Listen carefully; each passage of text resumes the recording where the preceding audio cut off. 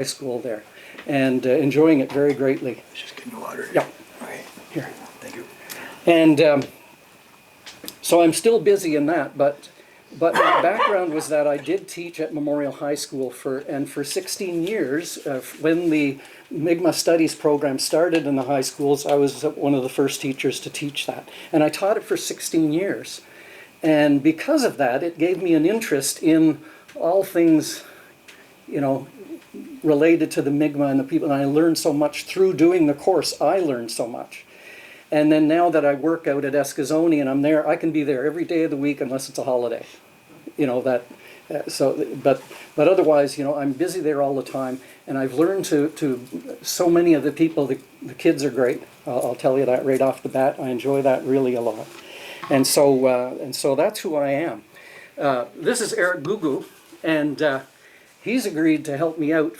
What happened was I had asked Ernest Johnson to help me out, and he agreed. But then on last Thursday, I think it was, his wife checking his bookings, she's his agent, she realized that, Ernest, you realize you're supposed to be in Shubenacadie. And so he had to cancel, but he very quickly set me up with Eric, who's going to carry the bulk of tonight's meeting. I just want to give a quick little introduction.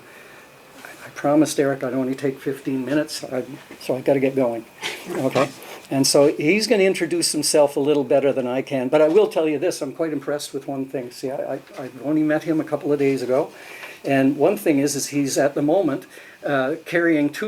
working on 2 degrees out at CBU concurrently.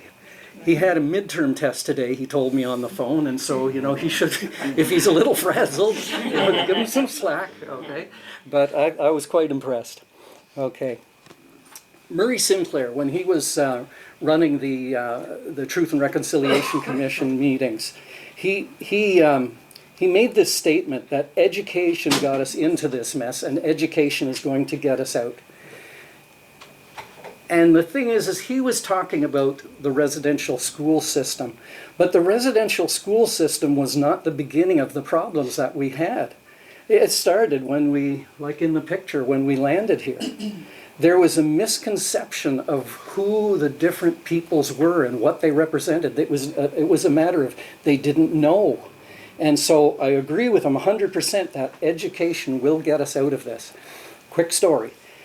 In the 16 years that I taught Mi'kmaq Studies at Memorial High School, I would tell my students, because there were certain names, le jeune, you know, the English or French, le jeune, young, le roi, king, Jessom, Jesso, you know, there's about 12 names in Brador, that if you are one of those 12 names, you have Mi'kmaq blood. Now, and that we'll talk about that later as to why, but when I first started, I don't remember what year I started that, teaching it, but if you take 16 off of 19, you end up with 2000, yeah, probably 2003 or something like that, 2013, no, 2003. Then when I first mentioned that to my students, they were all quite no way. They didn't want to claim any Mi'kmaq ancestry. But at the time, they started teaching about the Mi'kmaq people in all the grade levels. It was a program that was started. I just happened to be doing the grade 10 version. And by the time those students made it up into my grade 10 class and later grade 11, it was completely flipped because they started getting a true picture of what this relationship was all about. And so their eyes would light up instead when I said, if you've got this name, you have Mi'kmaq blood. And then they go home and ask the folks. And you see what I mean? So it is to do with education. It's a big part of it. So the next question is probably like, why me? Why do I want to do this, or why am I doing this? And my thing is that because over all of my time rubbing elbows with the Mi'kmaq people, which started a long time ago. My background, I'm actually a forest management technologist, and I used to teach forestry skills courses across Nova Scotia, New Brunswick, even to Quebec. And with that, I actually first started teaching in Eskasoni. I did a course back in I got to think of what it was, the year 2000, I think it was.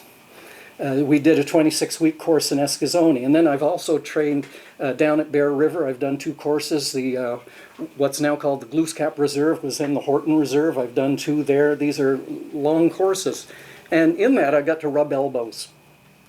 So it gave me an opportunity to see who the Mi'kmaq people are, okay, and that was good. But then again, teaching at Memorial, now working at Eskasoni, I just see that there is a need in our society to understand the two nations need to come together, right? And that's why the whole title. So also, I mentioned to a few people, is there a Surrett here? Did there a Surrett? You got, yeah, okay, you've got the Surrett. See, we might be related. Really? And well, the reason is because on my grandmother's side, my grandmother Sweeney was a Surrett from Pinckney's Point. And the Surretts in Pinckney's Point came there in the late 1600s, 1680s, 1690s, and subsequent to that were part of the expulsion and so on, right? But one of the 2 brothers that was there apparently did marry a Mi'kmaq woman. And so way back, I have a sprinkling, okay, and that's about it. But so this is part of it too. It's that it's the history of a lot of people here as well, right? So I'm that's told by a genealogist that every Surrett in Canada, North America even, yeah, is all related to Pierre Surrett that arrived in Port Royal from Canada in 1706. yeah, and that is very possible, right? This is the thing. There certain names too. There's not that many of them. Very specific who you go back to, right?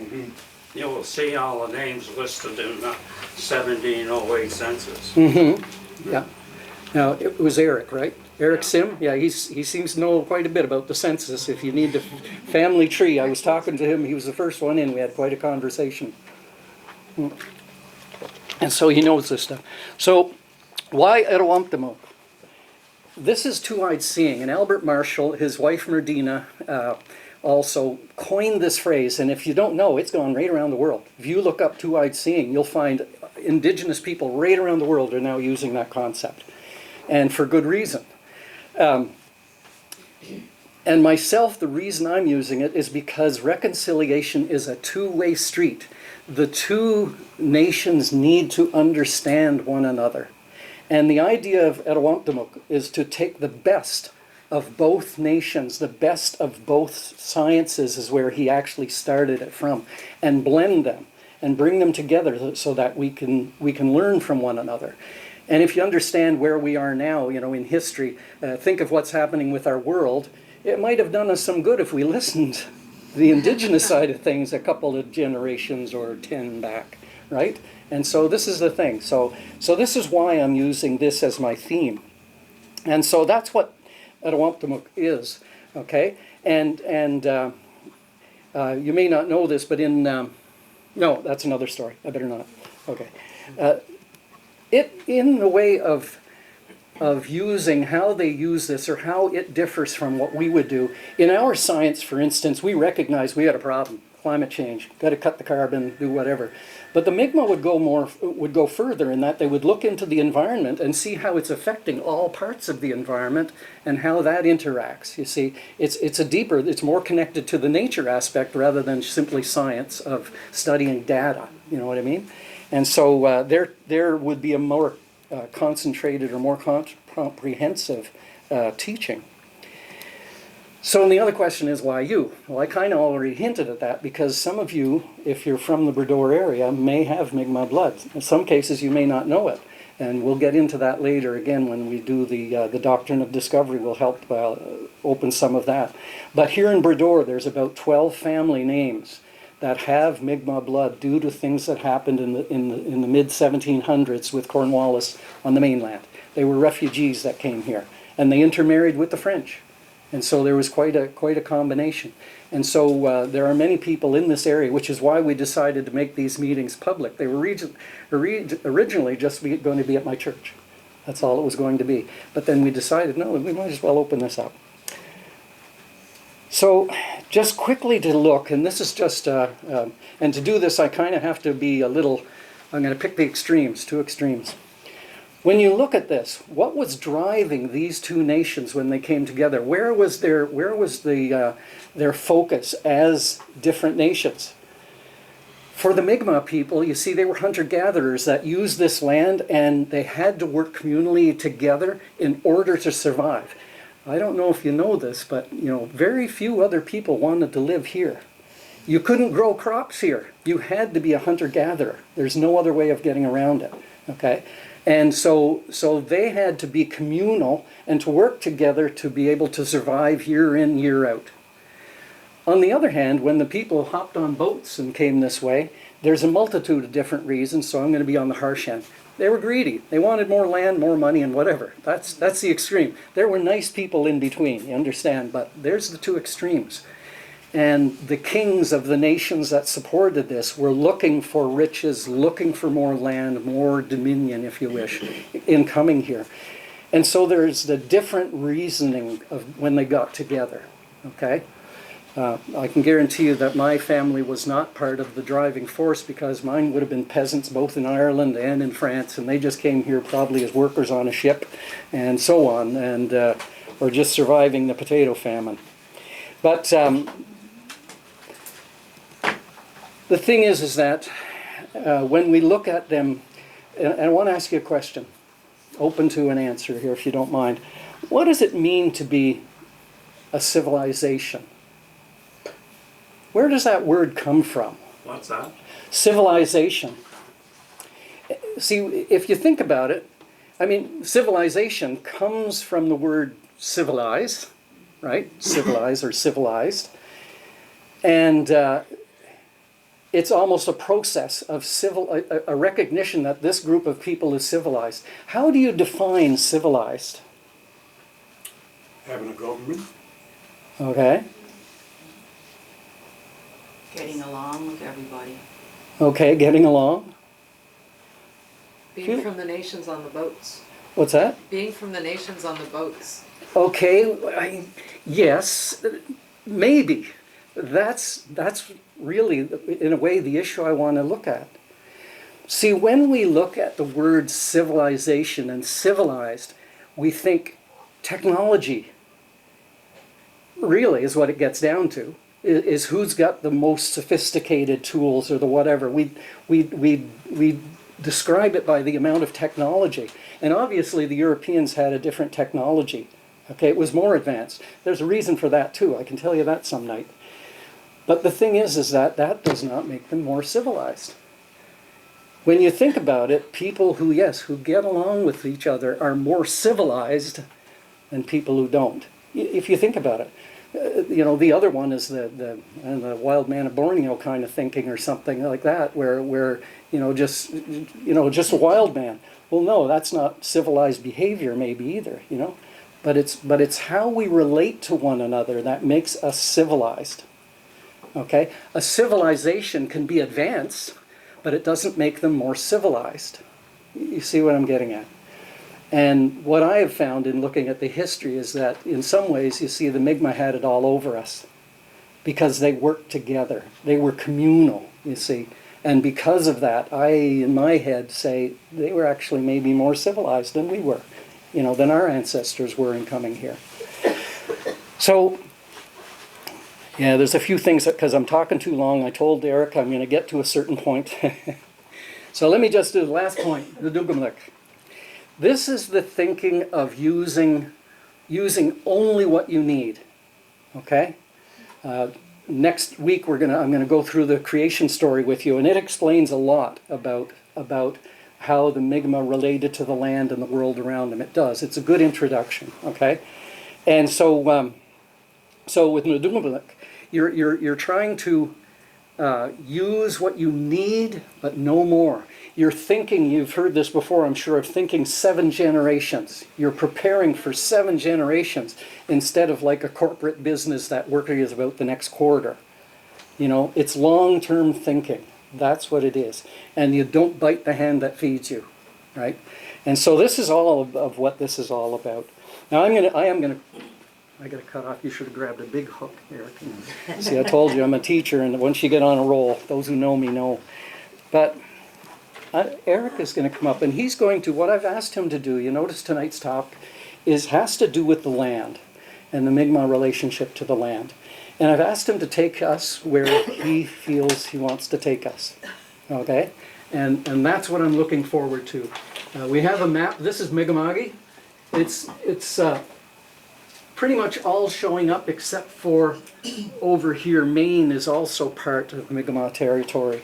And so, but all of this is Mi'kmaq territory. And we'll have him discuss this. Now I'm going to go to the next map if you want that one, Eric, and I'm going to let you introduce yourself. Yeah. Okay. That's your game. No, I don't know about the standing thingy here, but I'll stand. You don't have to stand if you don't want No, to. I don't mind. I'm gonna start why I'm here, how I got to be here. First, I want to declare something. Then I'm going to justify it. That I was born and raised as an empath in my family. That's not being taught, and that's not being. You can't learn that in school. You know, it's something within the culture. It is kept private and is cherished and protected. So that's why elders look at me in a different lens than they would look at any other person. And I'm going to explain why.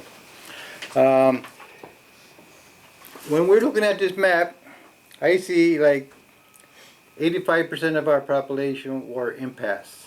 And I'm going to talk about that a little bit in a minute. But right now, it's flipped. It's 15% empaths now, and there's a few of us. So we're trying to bring that back. We're getting organized. We're trying to bring it back. But I'm going to explain how I became an empath right off the bat. So when I was a little boy, I saw things a little different than other kids. I saw spirits when I was a little boy that my brothers and everybody else didn't see them. So, and I thought I was crazy for the longest time. And I kept it to myself. I didn't talk about it. Then I started predicting events. Then when I grew up, I learned that Mi'kmaq predicted events. So I felt normal after that, knowing, okay, this justifies something. And there's an example, predicting an event. My brother comes home, I was young, you know, maybe 12 years old, and I'll ask him, how is this gentleman, you know, that's his girlfriend's dad. How is he tonight? Oh, he's fine. Like, okay. 15 minutes later, you know, his girlfriend's at the door. My dad passed away, right? So that's just an example. But they got progressively, like, so clear in the future. Like I started knowing stuff that I wasn't supposed to know, and I didn't want to know, and it really stressed me out. I went down a bad road. I went into, you know, self-abuse and drugs and addictions and all of that stuff, but I wasn't comfortable. If you're an empath, you're going to put other people before yourself every time. So when I was down that rabbit hole, I was looking at my brothers, my cousins, and here's one prediction that I'm going to share that's kind of, it was heavy for me. I live in Waikagama. I live on a log house next to Sky River Bridge. It's a gamble house. I was on an upstairs room, and I woke up sweating with an urgent need to run downstairs. So I doing everything what I'm supposed to do. I don't know why I'm doing this. I even knew I had to run maybe 300 yards. Ran into a house, and when I ran into the house, I even knew I need to go in this room. I don't know how I know this. So I know I don't have time to run down the hallway, run to the room. So this is really heavy. I don't know if I should share this, but I put a hole through the wall, both walls, sheetrocks. And I put my head in there, and I see them. My brother and my first cousin. They're trying to light a gasoline bag with a lighter, but they can't. They're doing this. Hello, boys. You know, I start talking to them. But that's an example. There's that's the beginning of another interesting story, but I don't have time for that. But there's more stuff that happened. But that's an example. I'm driving through from Truro. So I used this to help people after a while. Since, my best friend, oh God, he's going to be gone tomorrow. I feel it. I know it. So I hang out with him all night, talk about spirituality and everything. He's feeling good. I'm going home. He's good. He's all right. You know what? He gone to the spirit world. Wow, it's heavy. But after a while, family members started coming to me, and I talked to them, and I just know the right words that come out of me. I don't know how, but now I know how. But at the time, I didn't know how. I just knew what to say, and that was, connecting with the source and just feeling it. And you just know what to say at certain times when you need to say something. So there's another, that's not a crazy example, this one. So at 21 years old, I got certified with JAWS, Life, and all that stuff. By this time, I already saved like 12 people in my life. I lived next to the river. That was easy. Somebody's going to drown. Oh, I go there. Oh, somebody's drowning. But I did that. But when I was about 20 years old, I joined the fire department, and I went into specialized in motor vehicle accidents. So, and I used that gift to help people, even knowing they're going to pass. I'm sitting there talking to them and helping them, put them in the right frame of mind before they pass, And this is where I'm coming with this empath, and what you're talking about is about living and feeling good living. Anything that's not feeling good, that's not the Mi'kmaq way. That's not, and in our culture, we'll say, Inuitai. When you're feeling bad or something like that, they'll say Inuitai. That means think Indian. I know it doesn't sound politically correct, but that means reach deep inside you and listen. Quiet your mind and listen to your soul. It'll speak to you. So we believe that in our culture. So if you're feeling bad, like if I need help, I just meditate. I think about, my ancestors, and I know they're this room is full with them now. If they have my back and they have my back, and an example, a really quick one, this spirit stuff. Me and my daughter were walking through Mayflower Mall. There was a spiritual reader or whatever they are, So I'm not really into them. So, and I have reasons for that, because they don't know what they're tapping into. They're tapping into an energy and a source, but they don't know what they're tapping into. That's why I'm not into them. So my daughter and me there, and big crowd in Mayflower Mall. So I started meditating. I said, let's fill this room up, guys. Thinking let's play with this guy. Next thing you know, this room just got filled with spirits. Who's in the back? So everybody moved. So I started moving too. Oh, you stay. Oh, man, I shouldn't have done that. So then he said, your dad is standing next to you. Your brother standing next to you. These were the closest people in my life. This prediction stuff, I told my wife in 2000, 1999. She sees me crying in the middle of the night. An empath will feel stuff before it happens. So what's happened? We're going to lose a lot of people in Waioma. I said, really? Yeah. So we lost like 20. In a small community, losing 20 in like a year is ridiculous. It affects every family. So it affected me. So a year later, oh no, why are you crying now? Right? I'm going to lose my brother and I'm going to lose Dad. So that same year, I spent all my free time.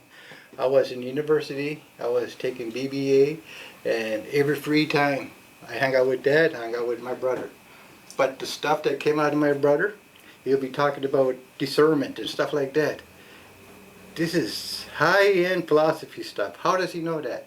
So that's how I got into this, empathy, and I started learning about our culture in a spiritual way.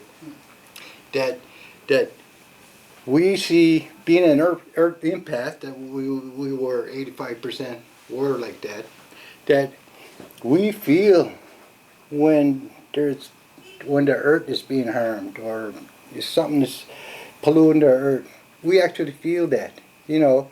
So when you're an earth impact, all animals are like that right now. So just recently there was a pack of wolves. An autistic child got lost, and they asked him, "How did you get back?" "Oh, pack of wolves brought me back." I said, "No way. Didn't game cameras pick up the boy with the pack of wolves?" And he just, lit up social media. These animals have empathy. Animals have empathy. A child gets dropped in a zoo, grandma will pick it up, give it back. So we learn from the animals. So, and if you look at all the animals, like in spirituality, we think that our people, like I'll say it, the like heaven, hell, Sasquatch, goblins, all of that stuff in our Mi'kmaq culture, we think they're in the fourth dimension. And we think the creator is in the fifth dimension. And we all end up with the creator. Our heaven is sitting next to the creator and having unlimited access to his source. That's the creator. Gizyuk. That's who we look up to. And if you're Mi'kmaq, and doesn't matter what blood you are, if you're thinking Mi'kmaq, you're thinking your connection with this creator. And how are you going to make that connection stronger? So when people come to me and ask for spiritual advice, that's what I talk about. I talk about, I did learn, like if you want to go with spirituality, you have to learn everything about it. So I did a lot of deep dive with Carl Jung, if you know Carl Jung, right? So the shadow self and all that stuff. So I really went into it. Because at 17 years old, I found a book, False Character Manifestations. It changed my life. And there's a reason why I went into those kind of books. There's a lot of stuff that happened to me when I was young. I can't justify it. I don't know how to explain it. But, but now my wife knows that, I'm protected, like when I get predictions, when I have to do something, I know I'm protected. I'm fearless. Like, quick example is arriving at a place where there's fire, right? And I got to break procedure because if I follow procedure, this guy is not going to come out alive. So I break procedure. I fly across the room and, still got him out of the house all by myself, and they want to give me awards and stuff. You can't. I said, why? I'm a fireman and I broke procedure. I'll get charged for breaking the rules. So there's rules, even if you save a life. So I told him, you can't give me an award for that. I don't, and I don't want an award. No, we don't do that for that. But being an empath, when you help people, it makes you stronger because you're our chosen one, and you're doing work for not for yourself. So me, I had a lot of fights, but not once I fought for myself. It's always somebody getting, no, and you say something and then they fight you. But I had a lot of those.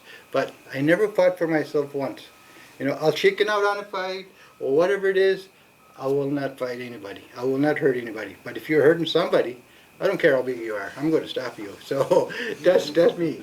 So, but really quick one. It does help. My mother, I saw his brother at the store the day before, and I tell my mom, your brother going to pass. She spent the whole day with him, and then I hope he doesn't. So half an hour later, she gets the call. He did, but he got to stay the whole day with him. But that's why I do stuff. It's in spiritual level. I don't know why, but I don't know why I do stuff. but I know I have to do that stuff. And the why comes afterwards, and it's rewarding itself. So most of my people, so had a triple bypass 4 years ago, and I died twice. And I had two experiences. One of them was sitting in a room, smoke room, a lot of smoke. Bunch of elders, all men. They're talking First Nation language. I didn't recognize it. No. Okay. Would you like a lozenge? Does it help or no? I don't know. Wanna try? This happens when I'm on subject and I got to change the subject. I don't know why. It's terrible, but I know I'm saying a lot of stuff that doesn't make sense, but I'm trying anyway. But No, that's not so. You're saying a lot of things that make sense. Okay? oh, yeah, I'll try it. I'll try it. Sure. And it's really good to listen to somebody that has such a spiritual way. Yeah, thank you. Appreciate it. Yes, of course. And so, this is fine, and you can take those because I don't need them. They're a fisherman's friend. So that brings me back to my clan. I'm the Google clan. So we're quite a few of us. So like we were talking about your last name, right? But we have like another name, and it will be the Bees of the Googles. So we're the Owl clan, and a branch, is the Bee clan. So I'm a Bee clan. A lot of good people were Bees. Medina Marshall, she's first cousin to my dad. Bee. Junior Marshall, he's a Bee. So there's a lot of Bees, and our territory was all of Lake Ansley, Little Narrows to Waikagama. All of that was all the Bees, and St. Anne Ferry, all the way this side of the water, was all Bees. And according to the old man told us book, that the Googles under the Bees, that we were protectors of Pitaba, whatever. It's the Bedore Lakes. So when I'm driving around Bedore Lakes, I feel connected with certain areas like Sky Mountain. I actually hang out there, Kelly's Mound. Because when I'm at those areas, I'm standing exactly where my ancestors stood, and I could see all the way to St. Peter's from Waikagama, where I'm standing at that ridge. That's pretty cool. And I'm at Kelly's Mountain. And at a certain spot, I could see everybody coming in here, and even on the other side. So I did spend a lot of travel with all of this area, and I studied all the area. I studied all the battles in all the areas, and I even like Fitzpatrick Mountain. You ever heard of the Fitzpatrick Mountain battle? That's the last time the Mohawks tried to invade Nova Scotia. It was Pictou. And Pictou, there's Fitzpatrick Mountain. And there's that Fitzpatrick Mountain story online, part 1 and 2. It is a really interesting story. I learn from those stories because I take clues from it. Like I learned from that story that 12 o'clock to 1 o'clock is spiritual time for my people. There's no killing, there's no fighting, there's no arguing, there's nothing. Just meditation and just peace for that 1 hour. Because they're listening to us, and we're trying to listen to them. So that 1 hour, so Fitzpatrick Mountain, we're like killing each other. 12 o'clock came, boom. Everybody stopped fighting for an hour, just looking at each other for an hour. Then 1 hour later, boom, they keep fighting. But that's the last push Mohawks did. And that's a good story because there you go. There's 7 principles, 7 sacred animals. the love was the main key here, because the war chief captured the chief from the Mohawk tribe, and the daughter somehow from Quebec came down by herself to negotiate freedom, and she ended up falling in love with the chief, and they ended up having a strategic alliance afterwards. So that was the last time Mohawk tried to push their way here. So, but I want to explain a little bit about this area that's pink here, that it wasn't always Mi'kmaq land.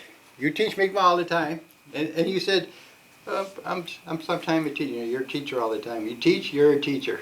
You got this in your passion, and I respect that. But I'm a storyteller, not a teacher. and they work. Nate Daniel Jensen. I found him 4 years ago, and he has a big following now, and he's mapping out North America before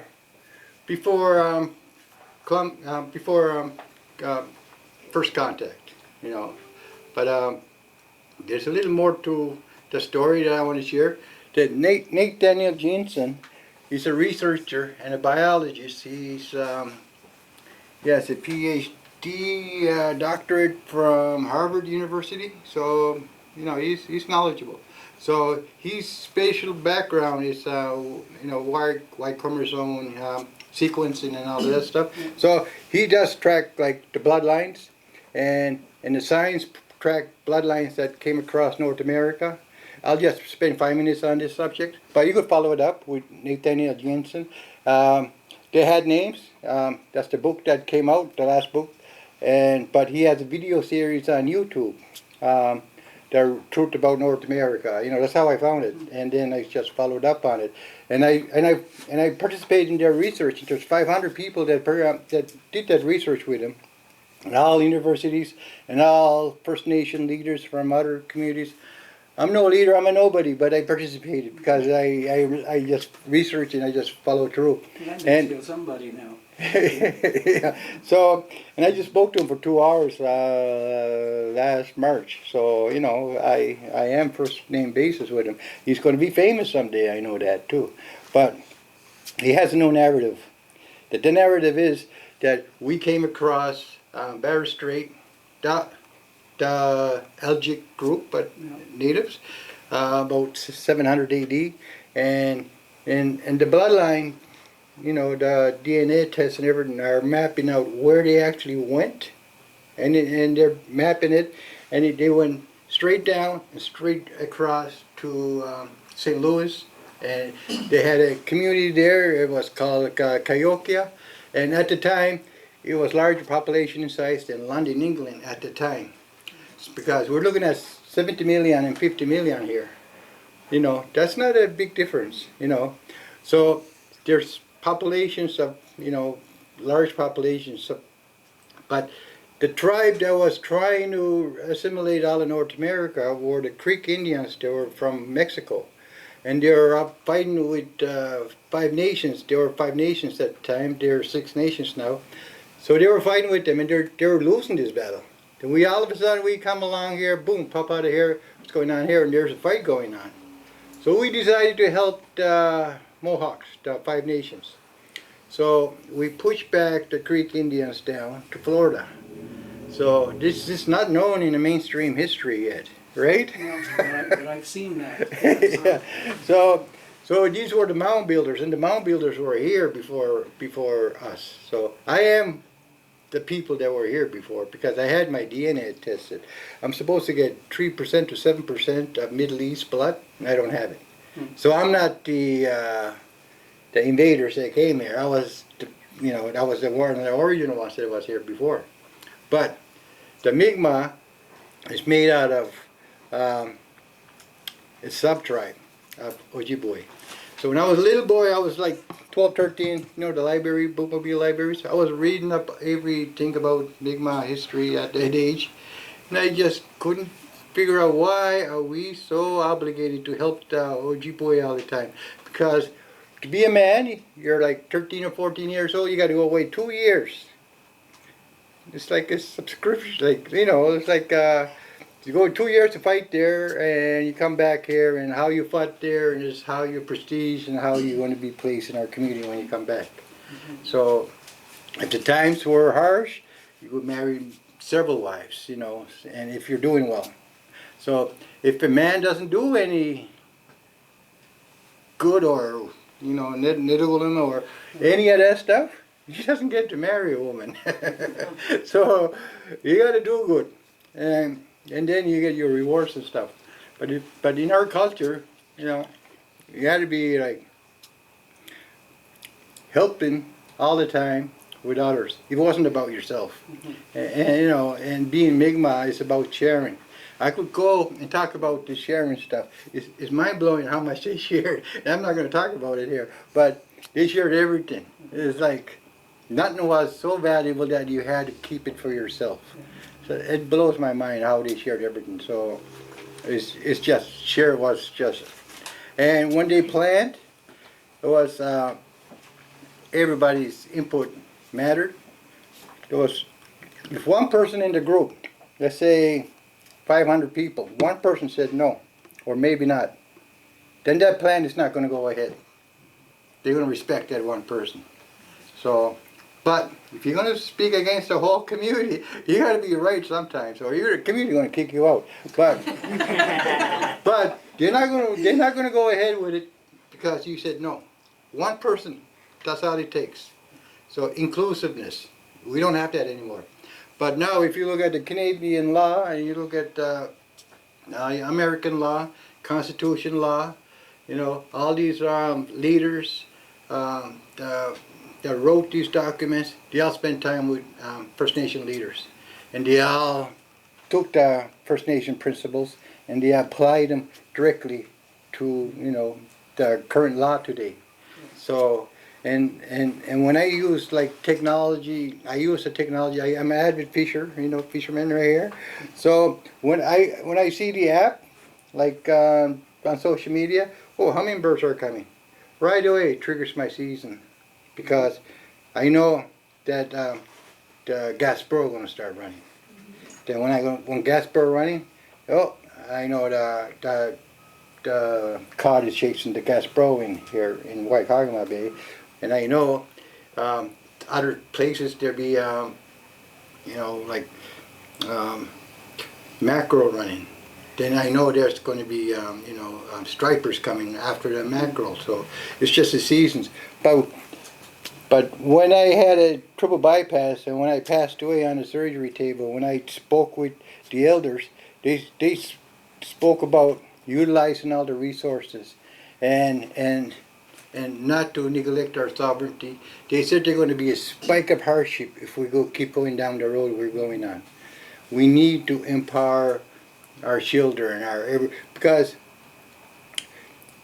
right now we're kept in the dark in going on with the government. It's not the way it used to be. Our Mi'kmaq is not community. It's not Mi'kmaq community per se. They're being groomed. They're being told how to act and how to manage everything. They're not consulting with community members, the leaders. These are Indian affairs leaders, right? They're not traditional leaders. So the traditional leaders they're suppressed and they're respected highly in the community, but not politically. Yeah, and we're going to talk about that on one of the weeks. We'll look at the governance as well. Yes. So, and I'm like proud. I'm Gabriel Grant's chief. I'm a great grandson of his, and John Denny, great grandfather of, and there's a line there that keeps going. So, and I knew when I did my family tree, it started up like 1702 up near Amherst there. The first guy that moved down to Cape Breton Island, and he was a Gisano, the Grand Chief. So So my bloodline is all Grand Chief. So if I, you know, what, so I'm connected with that family, and it's close. And there's other families that are, they're all individually unique. So, and everybody brings their own specialty to the table. And like I said, the bees, we're just fishermen and protectors. So it makes sense. If we're fishing the Bedore Lakes, right? And if somebody's cutting four canoes cutting across, they don't have. We know they're not supposed to be cutting across there. You know. Then we go check them out, and in every high point in every area, we had smoke signals that are ready to burn, and each one means different. And I learned that from a child in '70s. Mi'kmaq knows, wrote, dark hide and pine means war, you know. Wow. Then I started realizing that we did communicate with the fire, you know. I never really realized that till I saw that, you know, it makes sense to me. And after a while I was watching other shows in TV, like that era, and I see them, like the Scots were fighting. I see them lighting up these fires. Hey, we did that, you know. Mi'kmaq did that. So Anybody who watched the Lord of the Rings movies, towards the end, they use that, and that's where that comes from. And many civilizations use fires on hills to send messages that, you know, like you say, war or whatever, to gather people together, right? yes. Yeah. So we knew that people are empaths, and they feel the nature, and in nature, we got when they brought in the reserves, that connection got severed. So, and that's where you see the alcohol abuse and drug abuse, and it's just there was no connection there that we lost our way, and I know that, and I studied that in economic development. There's another thing too. I had no education, but when I'm hearing this voice, how to be a community developer. I don't know how to be a community developer. You know, don't bother me. Go see somebody else, you know. But that message kept bothering me, and my wife actually see me anxietying from it, you know. Like, what's wrong? I had to be a community developer, economic developer. But you don't have education. I know, right? I don't have education. So you know what? And I applied for as a mature student. Just when I have to do something, something is put there that helps me. So when I had to be an economic developer, so all of a sudden, what? There's a competition. 36 people are there, and what? They're picking 2 for what? Business development training. Oh, so I went in there.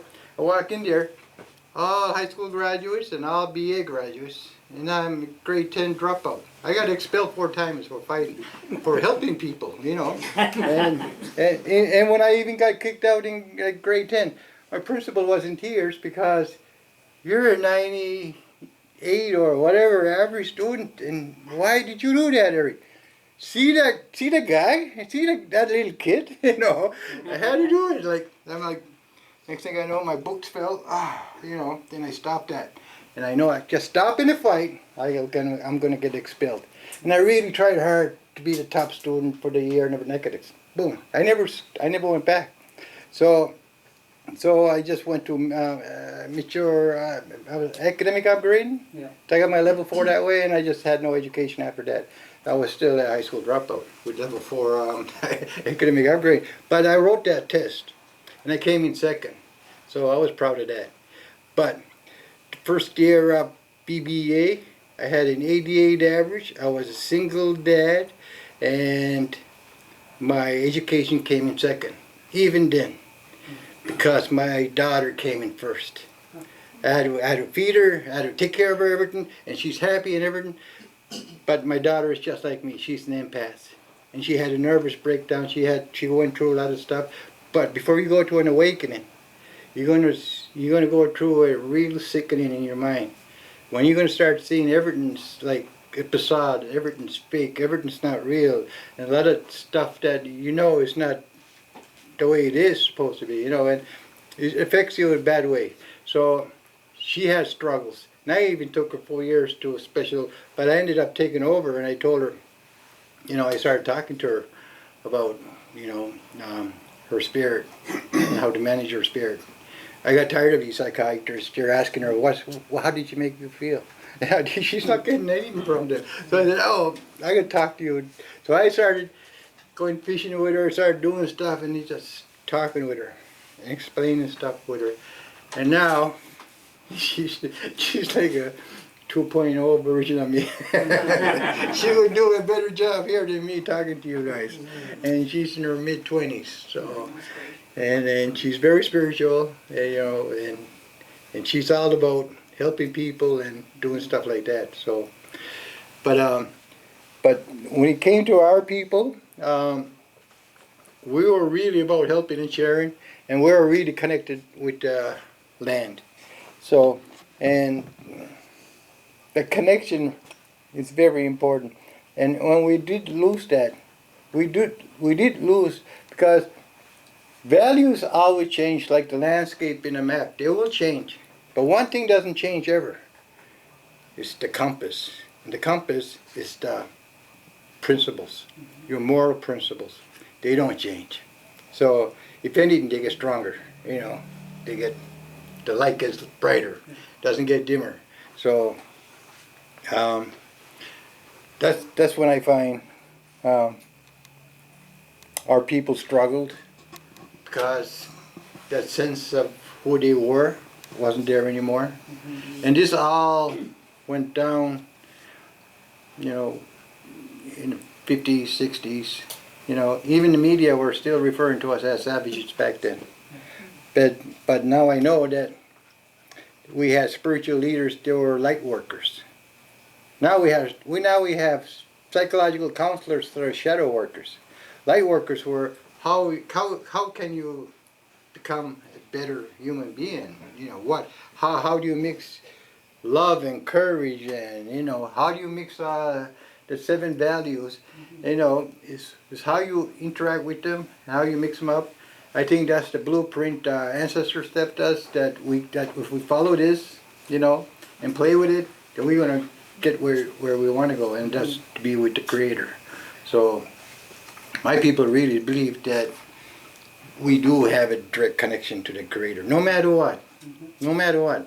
So if you're feeling bad and everything, you could reach out to that source. Now we call it prayer, but it is real. And the twice I died in the hospital, the second time I died, I heard prayers. That's the truth. There's a person I saw 3 times in my life, 2 hard times. I don't want to talk about them. But the 3rd time, I was dead, and I saw him again. Oh, he had a hoodie on. People ask me, was he Jesus or was he the devil? I don't know. I really don't know. But there's no bad feeling coming from this person, or this spirit. So if anything, it makes me want to feel like crying. And he's helping me all the time. When I'm like wrestling with, should I do this or not? He'll show up. He showed up twice. So so I had to learn this stuff, and I had to learn, what that was. It took me years and years, but I learned. I'm not smart. I don't ever claim to be smart. When I made 88 average, I know I could have made 96, but like I said, I had to focus on my daughter, and but I just know that I could do stuff when I have to do it. I have no doubt that I can't or can do it because I'm spiritually motivated. I'm not ego motivated. That's why I don't claim to be smart. But I just claim that I'm going to figure it out because the Creator's going to give me the answer when I need it. So if I have an urge to go down this road and talk or do something on this road, I don't know exactly what to do or what to say. But I'll know I have to go down there. And when I get there, I know that I'm going to know the right words to choose, and how to relay any information. Can I extrapolate something? I just want to find out from what you said earlier, when you were talking about the 75-25, or was it 15%, 85? Okay, that, if I understand this correctly, that would be a result of colonization. Because in a way that people are no longer, the Mi'kmaq people, there's only a percentage who are really in touch with the land in the way that your ancestors used to be. Because with the reservations and whatever, you see, taking people off the land, taking away the way of life, and so on, they've lost that connection. In that. Am I right in saying that? Yes, you're absolutely right. But there's always little other layers to the story. So, yeah, just. Did the Google family seek to have a member become Grand Chief at one time? Before, this is what, I guess the terms of... Yes, they did. One of my uncles, they had a fight in the Grand Council, but yeah, didn't go with my family, with the Google. Even the Denny's now are well... Yeah, he went to the Marshalls back then. Yeah, they went to, there's one, Mary Barrington. Never hear that name? Yes, she's my Yeah, great-grandmother. Mary Barrington My great-grandmother. was one of the Barrington families here, whose father was George Barrington, and impregnated, I guess, a Mi'kmaq woman, and Mary Barrington went to live with the Celeboys up in Waikaba, and with the John Celeboy and Mary Barrington, and their son, They're my Gabriel family. Celeboy, became Grand Chief after the Denny Jr. refused it, right? Yeah, there's So I people. wonder if that was the time that the Google family was seeking also. Yeah, I know they did because I remember at one time my family almost moved to mainland. Yeah, because they had settlements here at, on Goat Hill, like Indian Beach was, that was the summertime. The Mi'kmaq were the first ones to have a summer home and a winter home. They go to the, from my understanding now, they go to the like say the eel fishery down in Tuscany. And still they're in great demand, but that's where they used to fish, and that's where the French will come in and mingle with the Mi'kmaq, right? Yeah, my family did eel fish a lot. We did margaree. My dad had a big trap. I think it was a $10,000 trap. That's all I remember. They owned all from Wagmacook down to Margaree. There was a reserve down in Margaree too, and that's where your Benoits come out of that, right? That are Métis. And I did do a lot of research about Margaree Reserve. I think I am the expert on that reserve because there's very little information about it. And also Port Hood Reserve. Port Hood Reserve was Alpine Ridge, and it's like 6,000 acres. That's the largest reserve that was stolen. And the next largest reserve was Wa'amuku. I think they're 4,500 acres. That's a significant amount. I think all the way to But the maybe Scotch- Middle River, right? The Scotch and that, or the foreigners came in and took up all the land, right? Yeah. Between there, that was their summer fishing spot, I would say. And Agree. it's all documented too. If you go under Nova Scotia Archive, Yeah. you look at Joseph B. McDonald, and you're going to see his plight of letters concerned about Mi'kmaq losing land, and he was a priest, and he even said, "Oh, we need help here. Give us a bishop or somebody like that, somebody that, has more influence to help us." So, so he had concerns that we're going to lose some of that land, and some of that land even was surveyed, and the surveyor didn't do Margaree Port Road, right? But he did all the and the government said, we're not going to pay you for Port Hood and Margaree. That's why they didn't do those two. And that's why we wanted them to do that survey to begin with. So, yes. Henrietta Lejeune from Bador met James Ross, and after the fall of Louisburg, and they moved down to Marguerite area. That's where the Ross family comes from, right? They came from I don't know, over in Europe somewhere.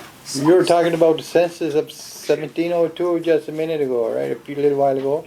Said that census, is that the red census? That the census in 1702 you mentioned? She used to, she was. Was she it could red? help- Like, She could help people, natives and non-natives, with smallpox because she had cowpox. And so she's able to go around and, you know, so there's a census that somebody, I was doing it myself then. Then I was, Otis James Sinclair. I followed a lot of his research. If you guys ever hear of him, he's the leading expert. He was the leading expert of Inverness County. Anything he could go to in the graveyard, to read it, you know, and he'll talk about people like he was just an expert, and like he knew the history of the Mi'kmaq so well. And I'm really blown away when he lost. Because I started my research when we lost him, and like, oh man, he was my key guy. That's the guy I wanted to know, and I had him for grade 10. But I was just you know. Augustine, he described one time, say, a river system, right? That they fish, and say the eels, eel fish, they fish there in the summertime, springtime, or whatever. And and that river would be like a branch for the rest of the family. It'd be branches off where they would stay as they got older and go up further. Like Alpine Ridge, it was pretty big from Glendale, Brook Village to West Malibu. It's a really big area. Yeah. And that was scorched every so many years. You know, we did practice fire so we won't have wild burns, you know, because you burn all the dead stuff, right? And all the greenery goes and you're... So we had like semi-domestic animals. That's why starvation was an issue. You're walking out of your, you know, wigwam and you see a deer right there, you know, you feed it or whatever. He's not running away from you. So that's why. So hunting wasn't a, you know, big chore or anything. But when we did human resource management, we had to do it right because HRM. Right now we have egos that are kind of impeding real growth in communities right now. People are hired because they're relations or, you know, but they're not really qualified for that job. I see that now a lot in communities. But back then, we would use the best person. Like, you want your son to go shoot archery. So, you gotta learn how to make an arrow, you gotta learn how to, so you gotta go to this guy, get mentored by this guy, how to make an arrow, and you're gonna go to this guy, how to make the bow, then you gotta go see this guy. But we're gonna see the best person in the whole region. So he's the mentor, you know, not because, oh, I'm the best hunter, but are you really? You know, no, maybe not, you know. Then you know, send your kid to the whole community raises your child.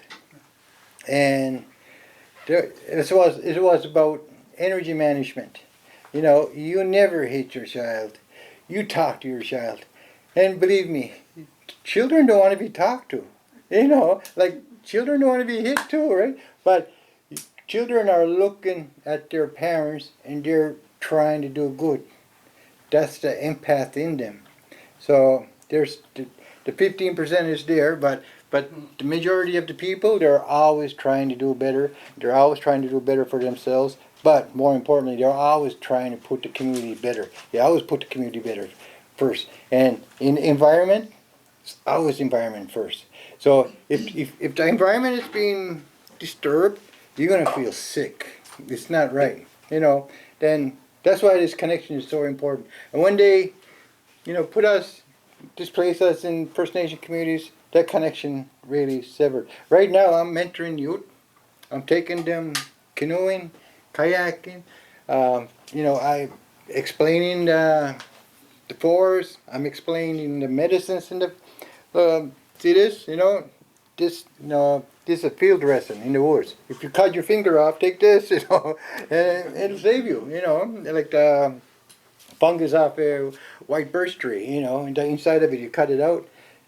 That's a pressure gauge. And it has some polysporin in there too, right? So it also heals. So you got to talk about these medicines. These were lost to us. And we're just trying to research and trying to bring that back. We have elders that we're relying on all the time, but we're losing them all the time. So the younger, I'm a young elder. I'm considered a young elder, a elder in training. So, and I just want to be wise someday and help my people and help everybody, not just my people. My people is who's close to my heart.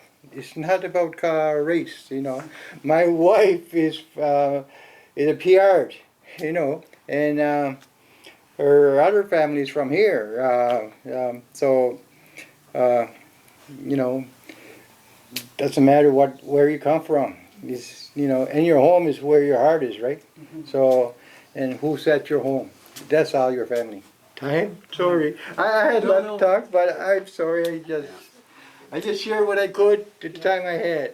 So. No, and that's good. As, before you finish, is mtDNA reliable? What do you mean? That's mother to mother to mother to mother. Yeah. Yeah.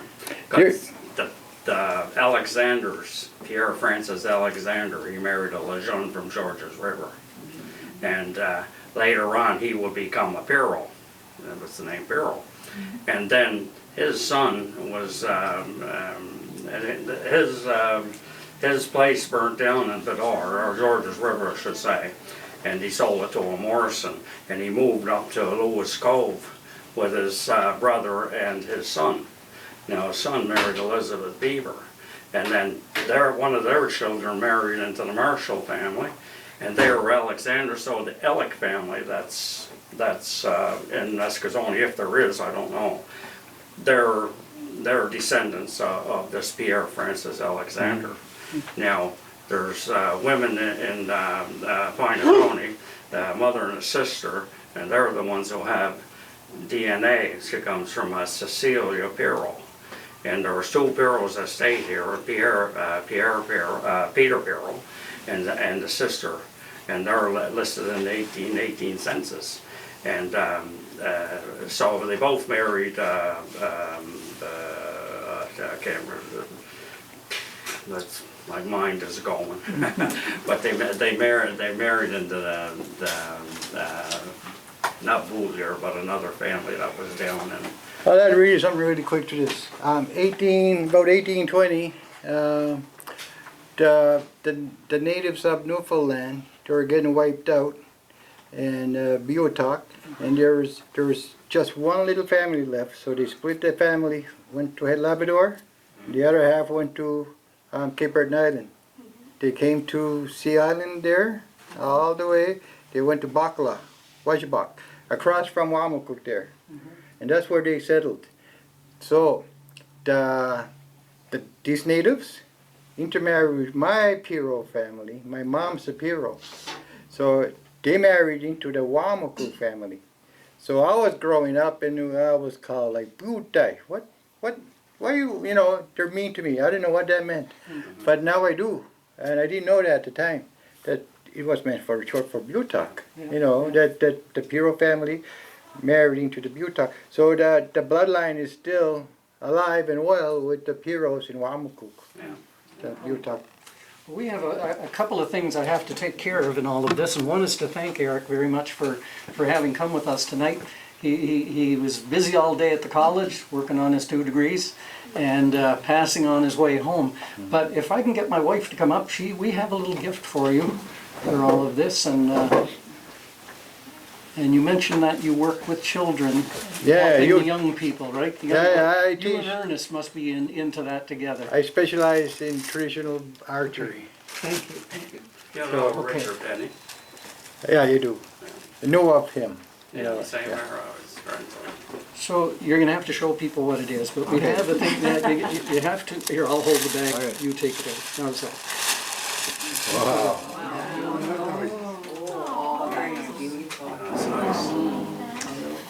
Now, I'm hoping that you show this to Ernest, because Ernest, his loss was your I gain. would tell him, yeah.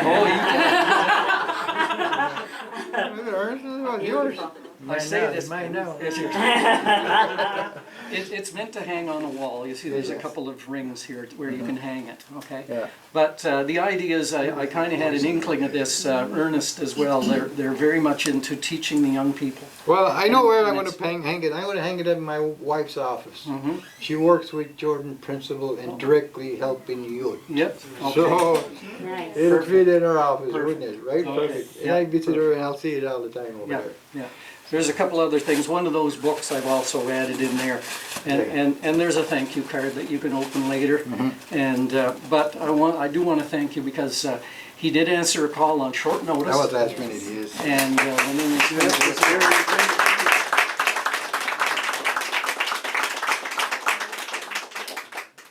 I also, though, want to give you guys homework, because next week, what we're going to look at is the creation story, the Mi'kmaq creation story. And in that, though, before you do, I have to do with you what I used to do with my class. See, my very first class in Mi'kmaq Studies every semester, when I got on the very first day, I gave them some homework so that they could come back with an understanding of where we're going with the creation story. So does anybody know what the three big questions in life are? Why am I here? Yeah, well, that's the middle of the two. So we've got, well, I can't do that, that wouldn't look good. I'll do it this way. But that's the middle of the two. I can't put that one up without the others. But anyway, you understand. That's one of them. What's the first question? Where did you come from? Where did you come from? Now, like Gwen said, why am I here? And what's the last one? Where am I going? Road. What I want you to do is contemplate that over the next week and see how your thinking is ordered by what you believe is the answer to those three questions. Because we all have, well, we all get down to a few options there, but it does impact on how we live. And in order to, see, Eric emphasized one thing, belief in a creator, you see? And that changes if your belief is that you were created. I'm taking away what I'm part of what I'm going to say next week, but I'm going to do it. If you do that, you see, then if nobody makes something like that. Nobody makes something just to hide it away and whatever. It's got a purpose. And so if the Creator made you, why did He make you? Okay? And then if He's given you a purpose here, then, okay, where are you going? What happens after that? And so those are three big questions I'd like you to think about. And then next week, as I tell the Mi'kmaq creation story, you'll see how that influences, those beliefs influence the Mi'kmaq people in their relationship to the land and to the world around them. Okay? And so, but those three questions are big. Okay? So you got to think about it now. But the most important thing about, you know, what we're talking about here, I think, is what Mi'kmaq did, because they went with the church for the land, because the canon law will protect them. So I think we have some kind of loyalty with the French still. Yeah. And I think the French have their own reality, and I think we need to go into their, you know, how did they discover, and if it's more real than what we have, then we should be following that. Yeah. But according to the law, the Mi'kmaq, they need to look at the French really hard, because their relationship with the crown and canon law, and it all comes into play, because we're supposed to lose our land, but they didn't expect us to embrace the cross. Yeah. You know, and when we did that, then international law kicked in. Boom. Oh, we can't take your land anymore without giving you a coin. So the Lords of London even said, okay, let's send some money over. That money never got received by the Mi'kmaq. Yeah. We'll hold it in trust. So they started a new country called Canada. So with that money. So I said that, I'm done. I'm going to follow along with what he's saying there, because this is an important thing for us to understand with the relationship of the Mi'kmaq people to the land, and what our coming here did to that relationship, right? It's a big thing. And so anyway, but no. Anyway, I'm gonna thank you all for coming this evening, and they told us we had to be out of here at Does the- 3 minutes ago. Will you be It's, back? I will be back anytime.